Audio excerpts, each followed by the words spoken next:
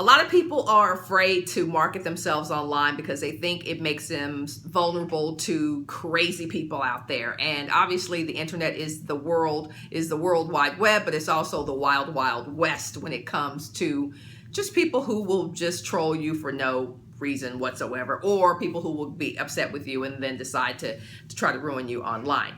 I will tell you that you are protected. A lot of people don't realize that there is protection online. There are ways that you can handle and deal with people who are being nasty to you online. I'm going to share a couple of those. I'm not going to share all of them. I share those with my private clients, but I will share a couple of them with you. Number one, as anonymous as people believe they are online, they are not that anonymous. So if someone gets out of hand with you, you need to make sure that you have actually recorded their username and screenshot anything that you see that they've done against you online. So there are ways to screenshot on a Mac. It's one way. On a PC it's a different way, but basically a screenshot is just taking a picture of your computer screen. Anytime someone gets a little out of control, what you feel is borderline beyond rude, and it's starting to move into the criminal area or even just harassment, you want to make sure you're documenting what's happening.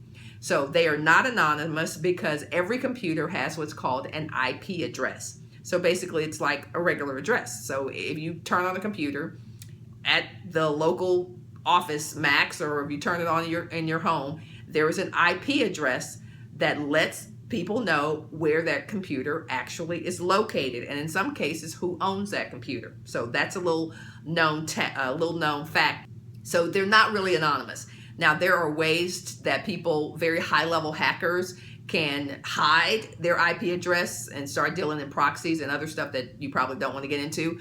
But the fact of the matter is most people who are harassing you may not be at that high of a level, and therefore it's a matter of just finding their IP address, figuring out where the computer is located and those kinds of things, and police do that all the time. So number one, you want to make sure you are recording what's happening with these people. Don't just dismiss it and go, oh, that was just a one-time thing. The moment you see something that's a little odd, make sure you screenshot it, record it, start journaling, start keeping a paper trail of any foolery and ridiculousness that's happening online.